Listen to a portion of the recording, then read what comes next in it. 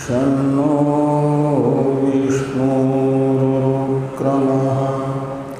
नमो ब्रह्मणे नमस्ते वायो त्वमेव प्रत्यक्षं ब्रह्मासि त्वामेव प्रत्यक्षं ब्रह्म वदिष्यामि ऋतं वदिष्यामि सत्यं वदिष्यामि तन्मामवतु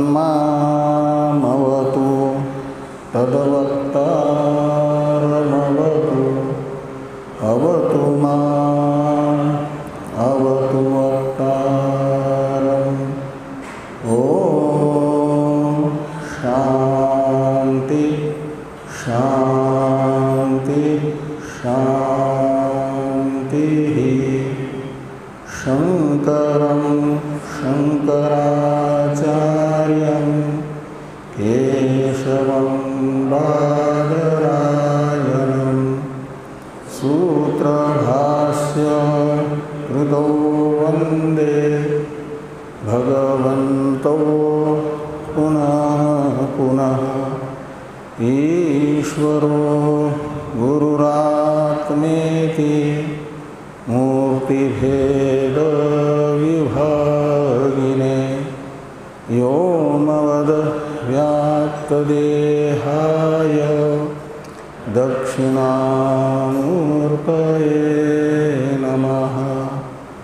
ॐ शान्ति शान्ति शान्तिः।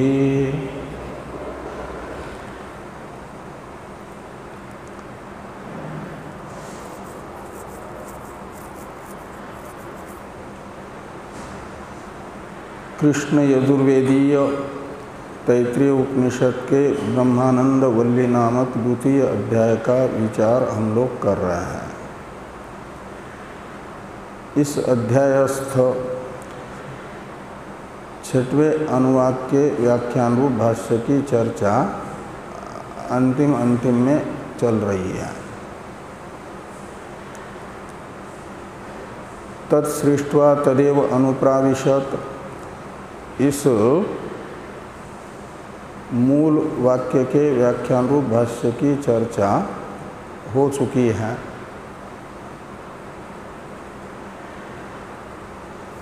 फिर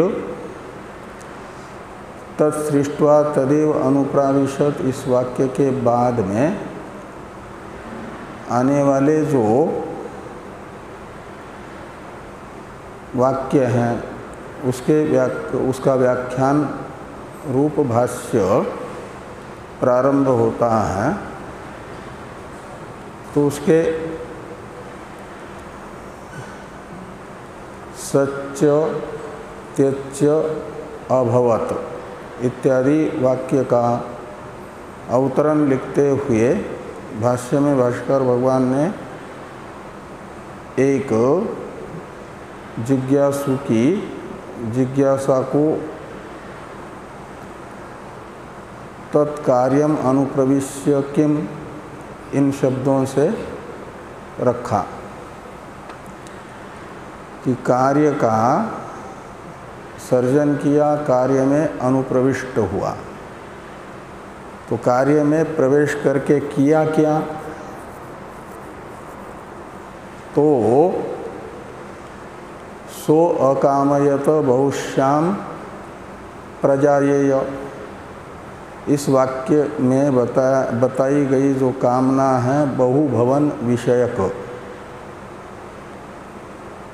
उस कामना को साकार किया, ये दिखाना है। और इसलिए ये कहा कि सच्च त्यच्च अभवत, इसमें सत हैं पृथ्वी जल तेज ये रूपवान तीन भूत, त्यत हैं रूप रहित वायु और आकाश, इन भूतों का सर्जन किया जिन्हें पहले तस्माद्वा ये तस्माद् आत्मनः आकाश संभूत इत्यादि वाक्यों से कहा था आपके प्रथम अनुवाक में।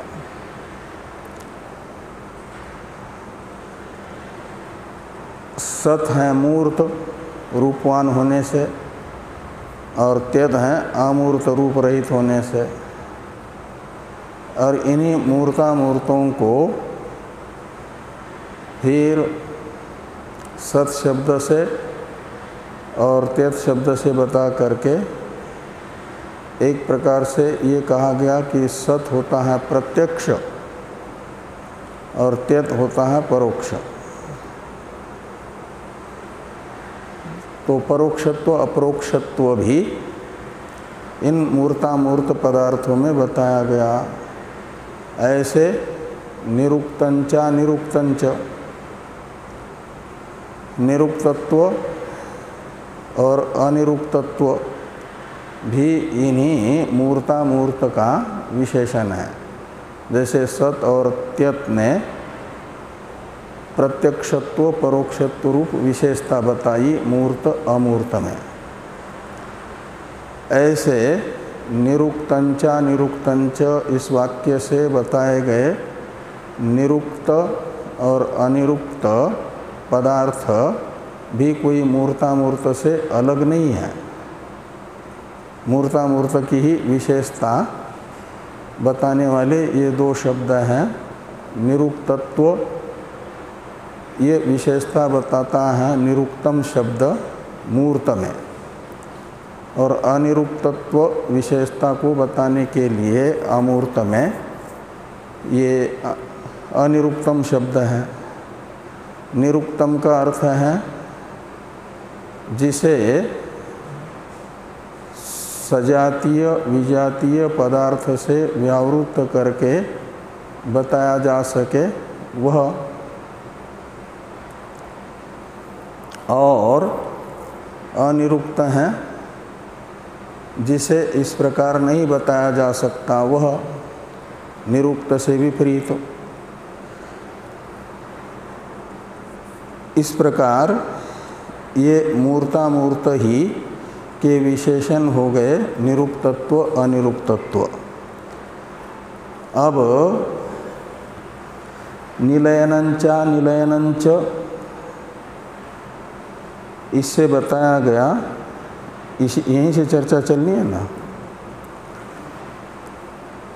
तो इसकी व्याख्या निलयनंचा निलयनंच ये मूल में वाक्य हैं। इसकी व्याख्या करने के लिए ये बताया गया कि यथा, ये तो पूर्व के साथ यथा यहाँ से निलयनंचा निलयनंच की व्याख्या है कि जैसे यथा सत्य त्यच्च प्रत्यक्ष परोक्षे तथा निलयनंचा निलयनंच, यानी सत तथा त्यत शब्द के द्वारा क्रमतः मूर्तामूर्त पदार्थ में प्रत्यक्षत्व परोक्षत्व विशेषता बताई गई। जैसे तथा ऐसे निलयनंच और अनिलयनंच इन पदों के द्वारा मूर्तामूर्त की ही दूसरी विशेषता बताई जा रही है, निलयनत्व रूप और अनिलयनत्व रूप। निलयनत्व क्या चीज़ है? तो निलयन का अर्थ टीकाकार ने किया, पहले भाष्य में देखिए निलयन का भाष्कर भगवान ने किया हुआ अर्थ, निलयनम नीडम आश्रयो मूर्तस्यैव धर्म। तो निलयन शब्द का अर्थ है नीड, नीड शब्द का अर्थ है आश्रय, और आश्रय शब्द से लेना आश्रयत्व रूप धर्म। अरे ये किसका है? मूर्तस्यैव आश्रयत्व धर्म। जो मूर्त है वही निलयन बन सकता है, यानी आश्रय बन सकता है। इसलिए आश्रयत्व रूप विशेषता मूर्त में रहेगी। तो निलयन क्या, का अर्थ निकला आश्रय। वो मूर्त कैसे हैं, इसे स्पष्ट करते हुए टीकाकार कह रहे हैं कि निलयनम गृह प्रासादादि मूर्त सन्निवेश विशेषो। तो सन्निवेश विशेष शब्द का अर्थ है अवयव संस्थान विशेष।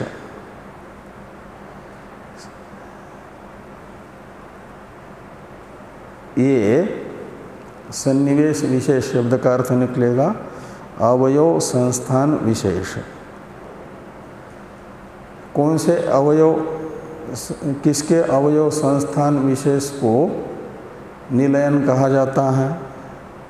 तो कहा गृह प्रासादादि जो मूर्त पदार्थ हैं। गृह प्रासादादि यानी घर के अवयवभूत प्रासाद कहा जाता है छत को, टेरेस को।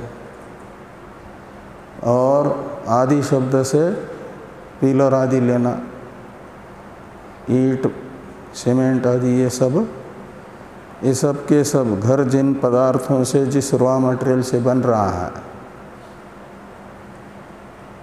वह निरूप है रॉ मटेरियल की रूपवान है। सीमेंट, सरिया, ईंट, बजड़ी, रेता ये सब तो रूपवान ही है ना। तो ये ग्रह प्रासाद आदि रूप जो मूर्त पदार्थ हैं और उनके संस्थान विशेष को, ये गृह प्रासाद आदि है क्या? तो सन्निवेश विशेष है, यानी अवयव संस्थान विशेष है। यदि एक एक ईंट निकाल दी जाए तो घर थोड़ी रहेगा। रेता हटा दिया जाए मकान में से तो घर थोड़ी रहेगा। का मतलब ये अवयवों का संस्थान यानी समूह विशेष है। कौन? गृह प्रासाद आदि जो निलयन बनते हैं, आश्रय बनते हैं, वे मूर्त सन्निवेश विशेष हैं, मूर्त अवयवों का समूह विशेष है, उसे निलयन कहा जाएगा। मूर्त अवयवों के संस्थान विशेष का नाम है निलयन, आश्रय। और इससे विपरीत हो जाएगा अनिलयन। उसे कह रहे हैं कि अवयव संस्थान विशेष राहित्यम अनिलयनम। तो अवयव संस्थान विशेष तो है निलयन, और उन अवयव संस्थान विशेष से रहित को कहा जाएगा अनिलयनम। अनिलयनम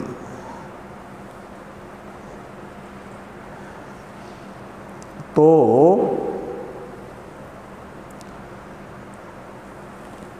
ये निलयन पदार्थ मूल भाष्य में बता दिया गया था। अनिलयन पदार्थ भी मूल भाष्य में भाष्यकार भगवान बताते हैं अनिलयनम तद विपरीतम वह अमूर्तस्यैव धर्म। तो निलयन तो है मूर्त का धर्म, अनिलयन है अमूर्त का धर्म। तो इस प्रकार ये निलयनंच पद की व्याख्या, वाक्य की व्याख्या हुई। अब भाष्यकार भगवान ने इन वाक्यों की व्याख्या करते समय ये कहा कि सत त्यत पदार्थ, निलयन अनिलयन पदार्थ,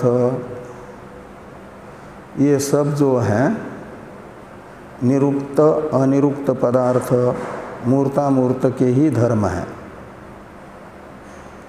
ये बताया ना। तो कहते हैं यदि अमूर्त के धर्म हैं, त्यत शब्द से बताया गया परोक्षत्व, और अमूर्त शब्द से बताया गया रूप राहित्य, रूप अमूर्तत्व, और आपके अनिरुक्त शब्द से बताया गया अवाच्यत्व, और अनिलयन शब्द से बताया गया आश्रय राहित्य,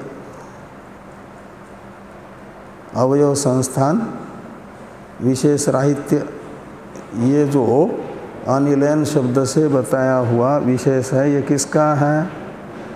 तो भाष्य में भाष्यकार भगवान ने बताया था ये सब अमूर्त के धर्म है, तीन: त्यत पदार्थ, अनिरुक्त पदार्थ और अनिलयन पदार्थ। ये तीन हैं अमूर्त के धर्म, और तीन हैं मूर्त के धर्म। वो कौन? सत शब्द का अर्थ और निरुक्त शब्द का अर्थ और निलयन शब्द का अर्थ। वो बन जाएगा मूर्त का विशेषण। अब जो अमूर्त के विशेषण बताए गए हैं, उन अमूर्त के विशेषण के विषय में शंका की जा रही है कि इनको अमूर्त शब्द से तो माना जाए कारण को, यानी ब्रह्म को, जिसने आकाश आदि को बनाया, जो आकाश आदि का विवर्त उपादान कारण है, आकाश आदि रूप से अभिव्यक्त हुआ, उसे माना जाए अमूर्त शब्द से, और उस जगत के कारणभूत ब्रह्म के विशेषण माने जाए त्यत, अनिलयन और अनिरुक्त। ये शंका की जा रही है पूर्व पक्षी के द्वारा। इसका समाधान करने के लिए भाष्यकार भगवान ने ये वाक्य लिखा कि त्यद अनिरुक्त अनिलयनानि इत्यादि वाक्य हैं। इसलिए इसके अवतरण टीका को देखिए। अवतरण टीका में टीकाकार शंका करते हैं, उसका उत्तर आएगा त्यद इत्यादि भाष्य वाक्य। अनिरुक्तत्वादि अमूर्त धर्मश्चेत ब्रह्मण एव किन्न स्यात्, ये शंका हुई कि अनिरुक्तादि, आदि शब्द से त्यत पदार्थ और अनिलयन पदार्थ को लेना। तो त्यत पदार्थ, अनिरुक्त पदार्थ और अनिलयन पदार्थ अमूर्त का यदि धर्म आप बता रहे हो, तो फिर ब्रह्मण एव किन्न स्यात्, ब्रह्म का अमूर्त पदार्थ ब्रह्म को ही माना जाए। अमूर्त कहते हैं निरूप को, रूप रहित को, तो रूप रहित ब्रह्म है। उसी ब्रह्म का इन तीनों को धर्म माना जाए। ब्रह्म की विशेषता बताने वाले माना जाए, ये शब्द है, ब्रह्म की विशेषता बताते हैं, जिससे ब्रह्म की निर्विशेषता सिद्ध हो, ऐसी विशेषता बताने वाले ये तीन शब्द हैं। ऐसा क्यों न माना जाए, ये पूर्व पक्षी का प्रश्न हुआ। उत्तर दिया जा रहा है इत्यत आह, यानी इस प्रकार का प्रश्न होने पर उत्तर भगवान भाष्यकार त्यद अनिरुक्त इत्यादि से दे रहे हैं। तो भाष्य में देखिए कि त्यद निरुक्ता निलयनानि अमूर्त धर्म त्वेपि व्याकृत विषयानि एव सर्वोत्तर काल भाव श्रवणात्। तो त्यद अनिरुक्त अनिलयनानि अमूर्त धर्मत्वेपि व्याकृत विषयानि एव। तो त्यथ हैं, अनिरुक्त हैं और अनिलयन हैं, ये यद्यपि अमूर्त धर्म है और अमूर्त ब्रह्म है, तो ब्रह्म के धर्म इनको माना जाए अमूर्त धर्मत्व इनमें होने से। तो कहते हैं इनमें अमूर्त धर्मत्व होने पर भी यह कारण का धर्म इनको नहीं माना जा सकता, अपितु व्याकृत विषयानि एव। व्याकृत शब्द का अर्थ है कार्य, तो कार्य विषयक ही हैं त्यत पदार्थ, अनिरुक्त पदार्थ, अनिलयन पदार्थ, ये कार्य की विशेषता बताने वाले हैं। तो फिर कार्य के ही अवान्तर दो भेद करने पड़ेंगे, एक मूर्त कार्य, दूसरा अमूर्त कार्य। अमूर्त कार्य का विशेषण बनेंगे त्यत, अनिरुक्त, अनिलयन पदार्थ। अमूर्त जो कार्य विशेष है और मूर्त जो कार्य विशेष हैं उसके बोधक बनेंगे सत पदार्थ, निरुक्त पदार्थ और निलयन पदार्थ। इसलिए दोनों कार्य के ही विशेषण हैं, क्योंकि प्रत्येक के साथ आता है ना सच्च त्यच्च अभवत। यहाँ पर जो अभवत क्रियापद है, इस अभवत क्रियापद का अन्वय प्रत्येक के साथ करना है। ब्रह्म सत अभवत, ब्रह्म त्यद अभवत का मतलब सत्यदादि रूप से विवर्तित हुआ। इसलिए कार्य के ये दो विभाग हैं, मूर्त अमूर्त। तो कारण ब्रह्म का विशेषण इनको नहीं माना जा सकता, त्यदादि पदार्थों को। कहे ऐसा क्यों, इनको कार्य विषयक ही क्यों माना जा रहा है? इस प्रश्न का उत्तर देने के लिए भास्कर भगवान ने पंचम्यंत शब्द प्रयोग किया, सर्वोत्तर काल भाव श्रवणात्। तो सर्वोत्तर काल, इसमें सर्ग शब्द का अर्थ है उत्पत्ति। तो उत्पत्ति उत्तर जो काल है वो है स्थिति काल, और उस समय भाव यानी अस्तित्व, सत्ता। तो अमूर्त की भी सत्ता यहाँ सुनी जा रही है अभवत शब्द से, उत्पत्ति के उत्तर काल में। इसलिए ये जो अस्तित्व है वो विकारात्मक अस्तित्व है। जो 6 भाव विकार बताए हैं ना, जायते, अस्ति, वर्धते, विपरिणमते, अपक्षीयते, विनश्यति, उसमें द्वितीय विकार है अस्ति शब्द से बताया गया अस्तित्व। ये स्मृति वाक्य हैं जायते, अस्ति इत्यादि।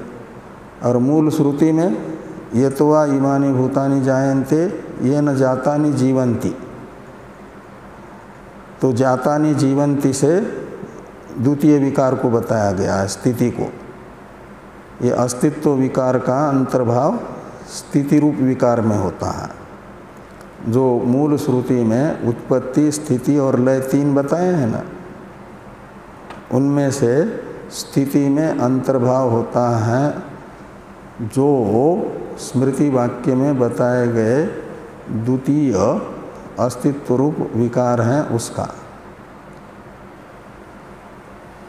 इसलिए यहाँ पर भाष्कर भगवान ने लिखा कि सर्वोत्तर काल भाव श्रवणात्, यानी उत्पत्ति के बाद में यानी स्थिति काल में भाव श्रवणात्। जैसे मूर्त का अस्तित्व, पृथ्वी जल तेज का अस्तित्व स्थिति काल में प्रतीत होता है, प्रलय काल में या उत्पत्ति से पहले नहीं होता है और प्रलय के अनंतर और उत्पत्ति के पहले नहीं होता है न प्रतीत। ऐसे मूर्त द्रव्य का भी मूर्त द्रव्य के तरह अमूर्त द्रव्य जो आपका ये है वायु और आकाश, इनका भी अस्तित्व स्थिति काल में ही देखा जा रहा है। श्रुति में ये न जाता न जीवंती, इससे सुना जा रहा है। और यहाँ पर त्यच अभवत, अनिरुक्तंच अभवत, अनिलयंच अभवत, इससे उत्पत्ति के अनंतर भावी अस्तित्व को बताया जा रहा है। आगे हैं त्यद इति प्राणादि अनिरुक्तम तदेव अनिलयनंच। तो त्यद इति यानी सच्च त्यच अभवत, इस वाक्य में जो त्यत पदार्थ बताया गया है वह त्यत पदार्थ कौन है? तो कहा प्राणादि। तो प्राणादि में आदि शब्द से आकाश को लेना और प्राण शब्द से लेना वायु को। इसलिए वायु और आकाश प्राणादि शब्द का अर्थ निकलेगा।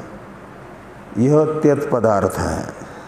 त्यद इति यानी त्यद इस शब्द से वायु और आकाश रूपी अमूर्त भूतों को बताया गया, रूप रहित भूतों को बताया गया।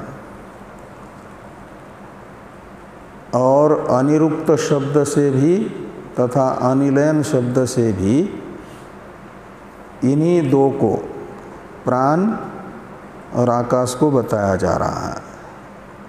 इसलिए लिखते हैं कि अनिरुक्तन तदेव, तदेव में तत्शब्द से ग्रहण करना प्राणादि को। प्राणादि यानी वायु आकाश द्वयम, वायु तथा आकाश ये भूतद्वय, ये तत्शब्द का अर्थ निकलेगा। और ये भूतद्वय भी कौन है? अनिरुक्त, अनिरुक्तम अपि भूतद्वयम एव। और अनिलयनंच तदेव, ऐसा अन्वय करना। तदेव का देहली दीप न्याय से अनिरुक्त के साथ भी अनिलयनन के साथ भी अन्वय होगा। अतो विशेषणानि अमूर्तस्य व्याकृत विषयानि एव एतानि। तो ये कहते हैं अमूर्तस्य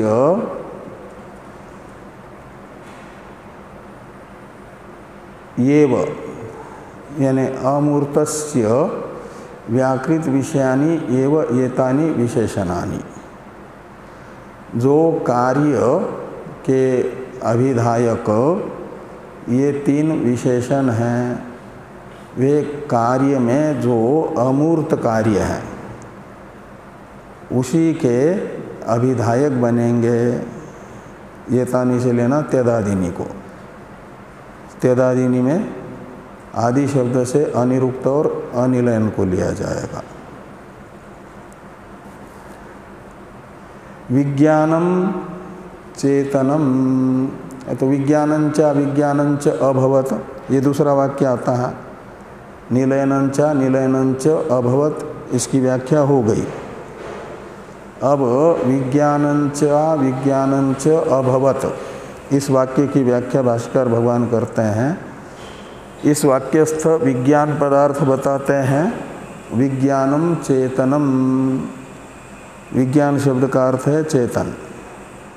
लोक में जो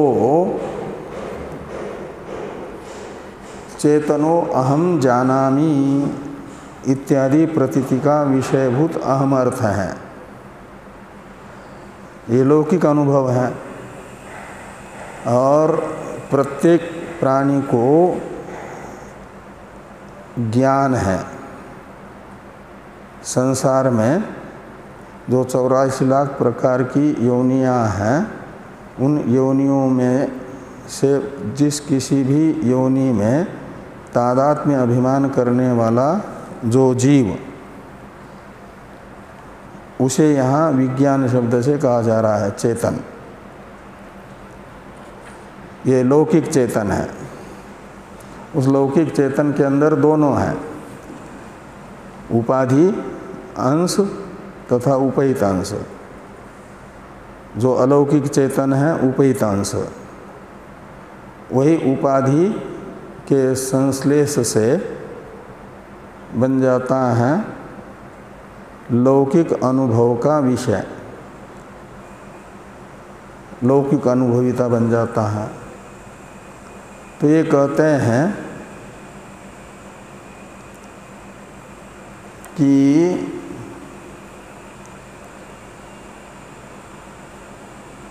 विज्ञानम चेतनम और अविज्ञानम का अर्थ निकलेगा तदरहितम, यानी चैतन्य रहित। वो कौन होगा? अचेतन, पाषाणादि। तो लौकिक चेतन माना जाता है चिदाभास को। संघातस चेतना धृति में जो चेतना शब्द से कहा गया है, परमार्थ दृष्टिया वह क्षेत्र कोटि में है। और जो जिसका आभास है वह चेतन परमार्थ चेतन है। उसके बिना ये चेतना भी संभव नहीं है। उसमें दोनों हैं। उसमें से जब भागत्याग लक्षणा से उपाधि अंश को छोड़ करके परमार्थ अंश का ग्रहण किया जाता है, उसका मोक्ष होता है। वह अपने आप को समझता है कि मैं तो नित्य मुक्त हूँ, अहम ब्रह्मास्मि बोध होने पर। उससे पहले तक, जब तक विवेक नहीं होता, तो परमार्थ चेतन स्वरूप पर स्वयं की दृष्टि ही नहीं पहुँचती। जो प्रमाता कहलाता है जीव, वही परमार्थ सत्य प्रतीत होता है। तब तक संसार है। उसे यहाँ पर विज्ञानम शब्द से कहा गया। तो जीव भी कौन बना है? प्रमाता। यही सत्य ज्ञानादि स्वरूप जो ब्रह्म है जगत का विवर्त उपादान कारण, वही जीव भी बना है। और अचेतन यानी बाकी जो अनात्म पदार्थ हैं, पाषाण आदि, वह अविज्ञान है, अचेतन है।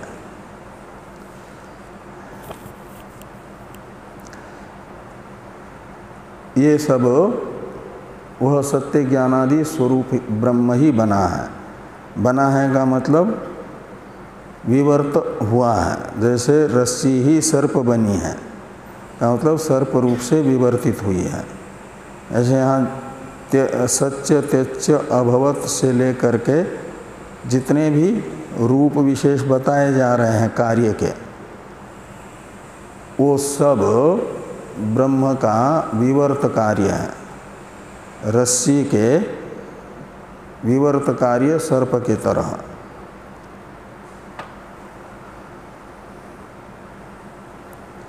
तो आगे कहा जा रहा है सत्यम चा सत्यंच अभवत, ऐसा एक वाक्य है मूल में। तो ये कह रहे हैं कि सत्यम शब्द से क्या लिया जाएगा? सत्य भी ब्रह्म ही बना है। और एक तो सत्य स्वयं ब्रह्म है। सत्यम ज्ञानम अनंतम ब्रह्म, इस मंत्र ने जिसे सत्य स्वरूप बताया, एक वो सत्य शब्द सत्य पदार्थ। और यहाँ सत्यंचा सत्यंच अभवत में जो सत्य पदार्थ है, दोनों एक नहीं है। सत्यम ज्ञानम अनंतम ब्रह्म में सत्य पदार्थ हैं परमार्थ सत्य वस्तु। और यहाँ पर जो कार्य का प्रकरण चल रहा है, उत्पत्ति का प्रसंग चल रहा है ना, तो इस सृष्टि प्रसंग में जो कार्यांतपाती सत्य बताया जा रहा है वह सत्य होगा व्यावहारिक सत्य। वो व्यावहारिक सत्य है पृथ्वी जल तेज। इसे बताया जा रहा है कि सत्यंच यानी व्यवहार विषयम, तो व्यवहार विषय सत्य है व्यावहारिक सत्य पदार्थ।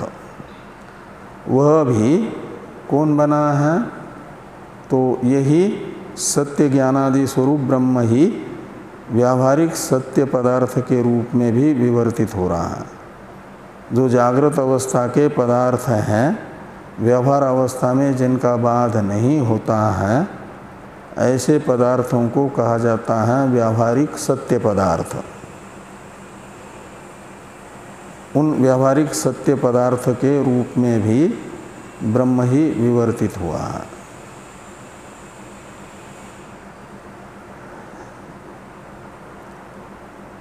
तो सत्यम व्यवहार विषयम कहा, यहाँ पर सत्य शब्द का अर्थ व्यावहारिक सत्य लेना है, और मंत्र में प्रयुक्त सत्य शब्द का अर्थ परमार्थ सत्य लेना है। ऐसे एक ही प्रकरण है ना, एक ही अध्याय ब्रह्मानंद वल्ली, तो एक ही अध्याय में प्रयुक्त सत्य शब्द का कहीं परमार्थ सत्य अर्थ, कहीं व्यावहारिक सत्य अर्थ, यह अर्थभेद कैसे हो रहा है? तो कहते इसलिए कि अधिकारात, ये पंचमी अंत हेतु है। अधिकारात का अर्थ है, अधिकार शब्द का अर्थ है प्रकरण, इसलिए अधिकारात का अर्थ निकलेगा प्रकरणात्। ये प्रकरण चल रहा है कार्य का, तो कार्य के प्रकरण में कथित जो सत्य पदार्थ होगा वह कार्य के प्रकरण में कार्य की ही चर्चा होगी, और उसमें यदि कारण की चर्चा करते हैं तो वह अप्रकृत चर्चा मानी जाएगी। वहाँ शुरू में तो ब्रह्मविद आपनोति परम, ये उपक्रांत वाक्य हैं और कारण रूप ब्रह्म का, परमार्थ सत्य ब्रह्म का परामर्शक ब्रह्म शब्द है न ब्रह्मविद आपनोति में, उसी ब्रह्म पदार्थ का कथन सत्यम ज्ञानम अनंतम ब्रह्म से किया गया है। इसलिए वो तो परमार्थ सत्य वस्तु का प्रकरण होने से वहाँ पर सत्य शब्द का अर्थ अबाधित सत्य कहा गया, और यहाँ पर अपेक्षित सत्य है। सापेक्ष सत्य, सत्य पदार्थ का अर्थ है वो व्यावहारिक सत्य। व्यवहार अवस्था में ही जिनका बाध होता है उन्हें कहा जाएगा प्रातिभाषिक। वे प्रातिभाषिक हैं आपके रज्जु सर्पादि, और उनकी अपेक्षा रज्ज्वादि को माना जाता है सत्य, वो है व्यावहारिक सत्य। लेकिन इन व्यावहारिक सत्य पदार्थों का भी बाध होता है परमार्थ सत्य वस्तु के ज्ञान से। इसलिए यहाँ सत्य शब्द को कार्यांतपाती सत्य पदार्थ से, सत्य शब्द से कार्यांतपाती सत्य पदार्थ लेना होगा। तो ये कहा कि अधिकारात यानी कार्य का प्रकरण होने से। न परमार्थ सत्यम एकम एव, न परमार्थ सत्यम, क्यों कहते एकम एव ही परमार्थ सत्यम ब्रह्म। परमार्थ सत्य तो एक है, और व्यावहारिक सत्य तो ये पृथ्वी जल तेज आदि अनेक है, आकाश भी है, वायु भी है, ये भी सत्य है। ये जो सत्य है ये मूर्तामूर्त उभय का धर्म है। ये जो त्यद अनिरुक्त अनिलयन, ये धर्म तो केवल अमूर्त रूप कार्य के ही धर्म थे। और शुरू में जो सत और निरुक्त और अनिलयन बताया है वह मूर्त का ही धर्म था, कार्य विशेष के ही वह धर्म थे तीनों। कुल 6 बताए गए थे, उनमें से 3 मूर्त रूप कार्य विशेष के धर्म हैं, 3 अमूर्त रूप कार्य विशेष के धर्म हैं। और यहाँ पर जो बताया जा रहा है सत्यत्व एक विशेष, वह सत्यत्व विशेष मूर्त का भी है अमूर्त का भी है। मूर्त है पृथ्वी जल तेज, ये रूपवान 3 भूत, इनको पहले वो सत शब्द से कहा गया था ना, और तेज शब्द से कहा गया था आपके वायु और आकाश को। लेकिन यहाँ पर जो सत्य शब्द आया है, सत्यंचा सत्यंच अभवत, यह पांचों भूतों को बताएगा। व्यावहारिक सत्य है पांचों भूत। मूर्त शब्द से कहे जाने वाले पृथ्वी आदि 3 और अमूर्त शब्द से कहे जाने वाले वायुवादि 2। इन दोनों में भी, यानी मूर्त अमूर्त दोनों में भी रहेगा व्यावहारिक सत्यत्व।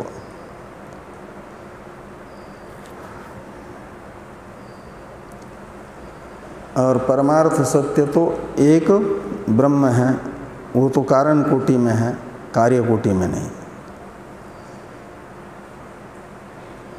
और इह पुनर्व्यवहार विषयम आपेक्षिकम सत्यम, तो व्यवहार का विषयभूत जो सत्य है वो है सापेक्ष सत्व, उसे बताया गया है।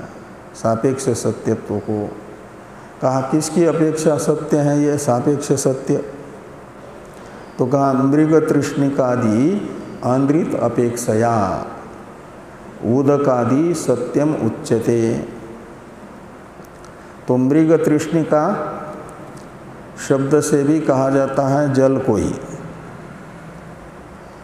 और आपके उदक शब्द से भी कहा जाता है जल को ही। लेकिन मृग तृष्णिका का अर्थभूत जल और उदक शब्द का अर्थभूत जो जल है, इन दोनों में भेद है। उदक शब्द का अर्थभूत जल है व्यावहारिक सत्य जल, और मृग तृष्णिका शब्द का अर्थभूत जल है प्रातिभाषिक जल। जब तक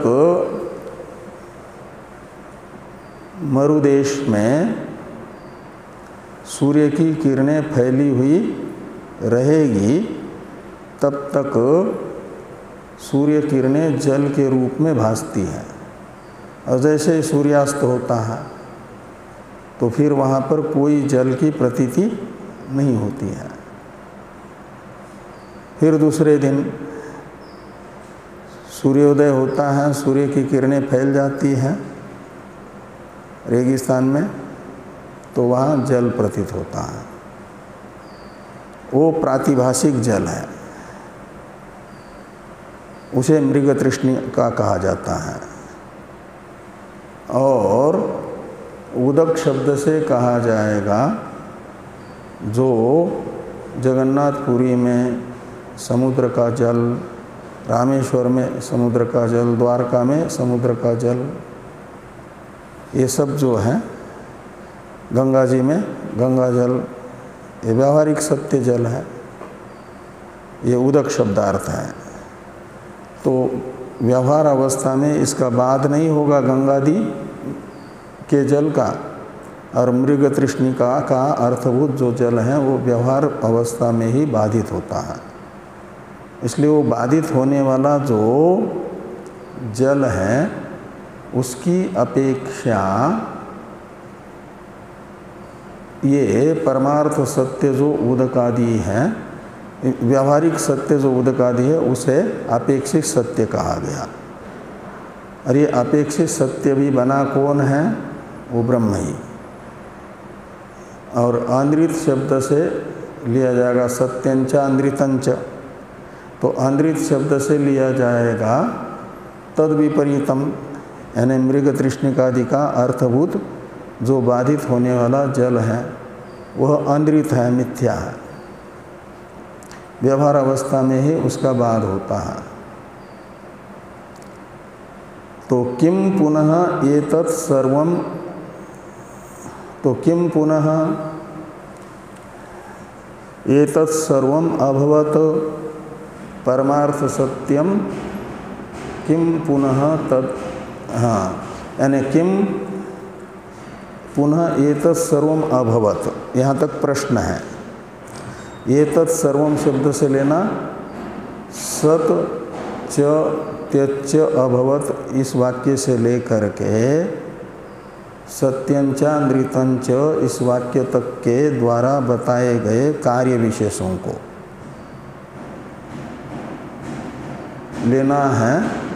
एतत् सर्वम शब्द से ये सारे जो हैं सत्यदादि पदार्थ कार्य विशेष किम अभवत, यानी कार्य विशेष के रूप में कौन विवर्तित हुआ है, कारण कौन है? तो कहा परमार्थ सत्यम, तो का व्यावहारिक सत्य तथा आंद्रित एवं सत्यदादि पदार्थ रूप परमार्थ सत्य जो ब्रह्म था वही बना है, यानी वही भास रहा है। बनना यहाँ पर है प्रतीत होना, इस रूप में, जगत के रूप में। तो आगे कहते हैं किम पुनः तत्, तो परमार्थ सत्य वस्तु कौन है? जो व्यावहारिक इन सत्यदादि रूप से अभिव्यक्त हुआ है, वह परमार्थ सत्य कौन है? तो उसका उत्तर देते हुए कहते हैं कि ब्रह्म, वो परमार्थ सत्य वस्तु ब्रह्म है। उसे सत्यम ज्ञानम अनंतम ब्रह्म इस वाक्य से उसका स्वरूप लक्षण बताया, और वही प्रकृत है। इसलिए आगे कहते हैं कि सत्यम ज्ञानम अनंतम ब्रह्म इति प्रकृतत्वात्, यानी उपक्रम में सत्य ज्ञानादि स्वरूप जिस ब्रह्म का उपक्रम है वही ब्रह्म ये सत्यदादि रूप से अभिव्यक्त हुआ है। अब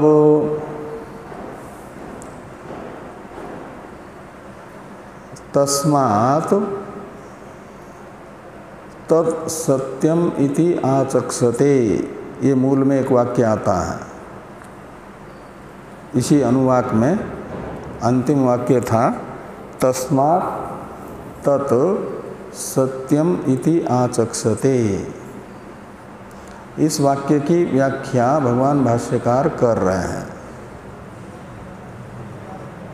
तो उसकी व्याख्या के लिए मूल में तस्मात् शब्द है ना, उस तस्मात् शब्द के द्वारा अपेक्षित यस्मात् का अध्यार करके व्याख्या कर रहे हैं। और यस्मात् इत्यादि की अवतरण टीका है तत्सत्यम इति आचक्षते इति अस्य उपपत्तिम आह यस्मादिति।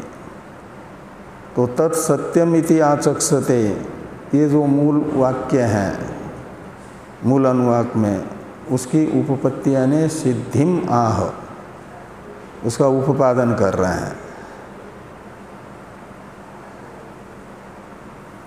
यस्मात् इत्यादि से। तो यस्मात् सत्यदादिकम मूर्ता मूर्त धर्मजातम यत्किंच इदं सर्वं अविशिष्टं विकारजातम एकमेव सत् शब्दवाच्यम ब्रह्म अभवत तद व्यतिरेकेण अभावात नाम रूप विकारस्य। तो कहते हैं जिस कारण से सत त्यदादि जो मूर्त धर्म जात है, जात शब्द का अर्थ है समूह, तो मूर्तादि पद धर्मों का समूह है, मूर्त पदार्थ के धर्मों का समूह है सत्यदादि। और ये सब का सब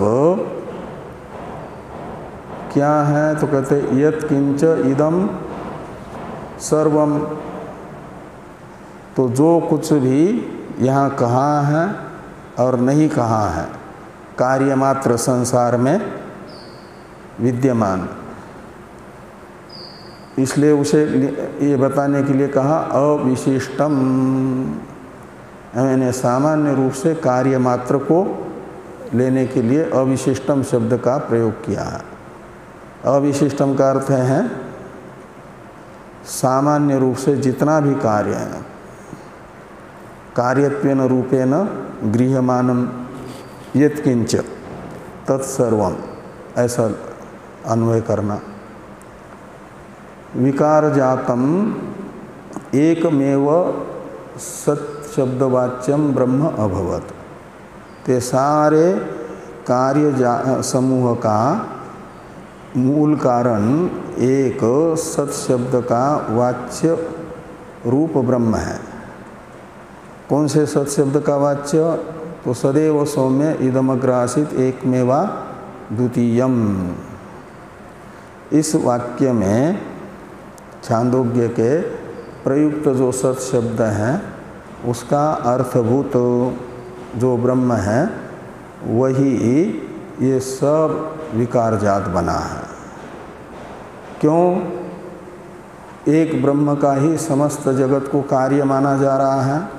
कहते इसलिए कि तद व्यतिरेकेण अभावात नाम रूप विकारस्य, नाम रूपात्मक जितना भी विकार यानी कार्य है उसका ब्रह्म के व्यतिरेकेण यानी ब्रह्म को छोड़ करके, बिना ब्रह्म के, तद व्यतिरेक न का अर्थ नहीं है, तत्का अर्थ है ब्रह्म। तो ब्रह्म व्यतिरेकेण यानी ब्रह्म के बिना, अभावात, ब्रह्म के बिना कोई रह नहीं सकता। संसार अंतपाती एक सूक्ष्म कार्य भी ब्रह्म का ही कार्य होने के कारण कार्य अपने कारण के बिना नहीं रह सकता। जैसे मिट्टी के बिना घड़ा नहीं रह सकता, ऐसे ब्रह्म के बिना ये जगत नाम रूपात्मक नहीं रह सकता।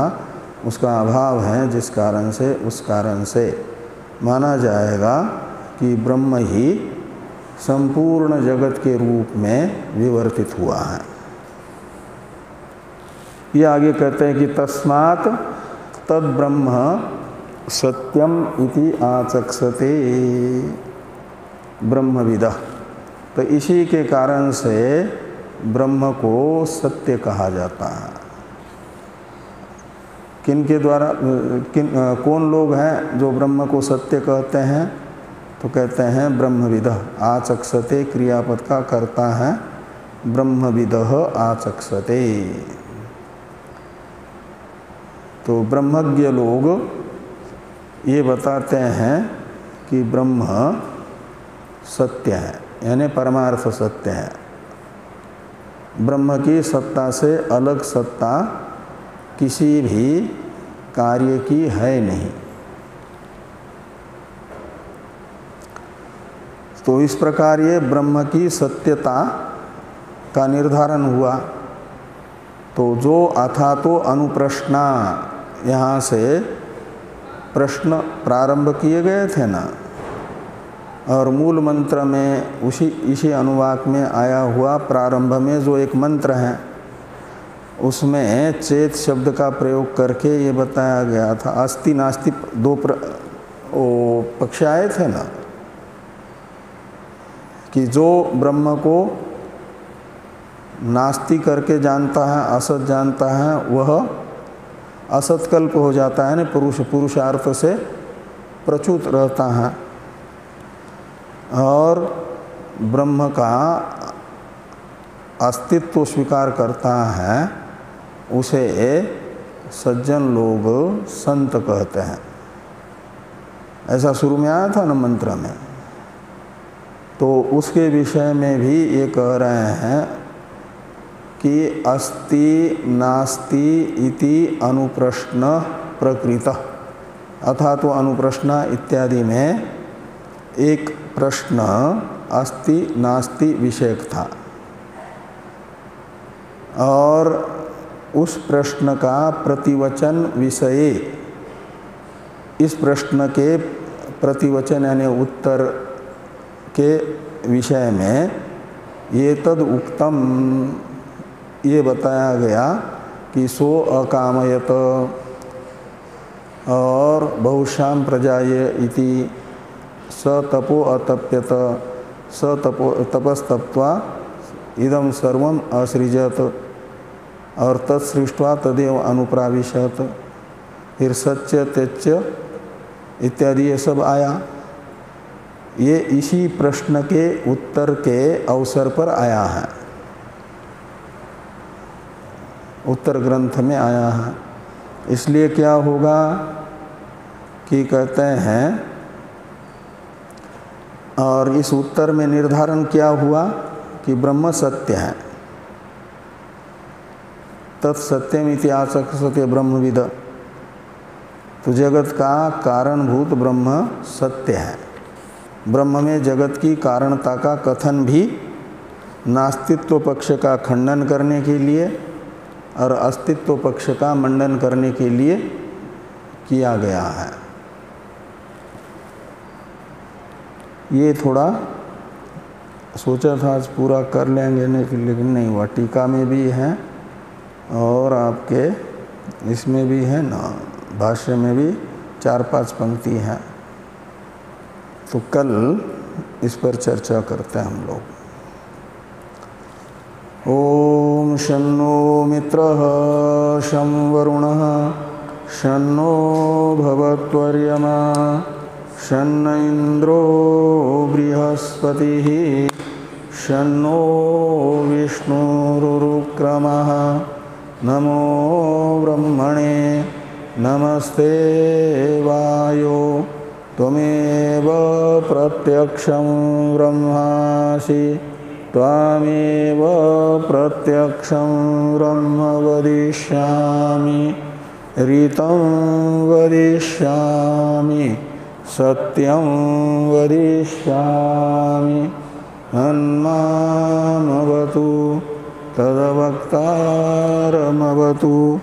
अवतु माम् अवतु वक्तारम्। ॐ शान्ति शान्ति शान्तिः। शङ्करं शङ्कराचार्यं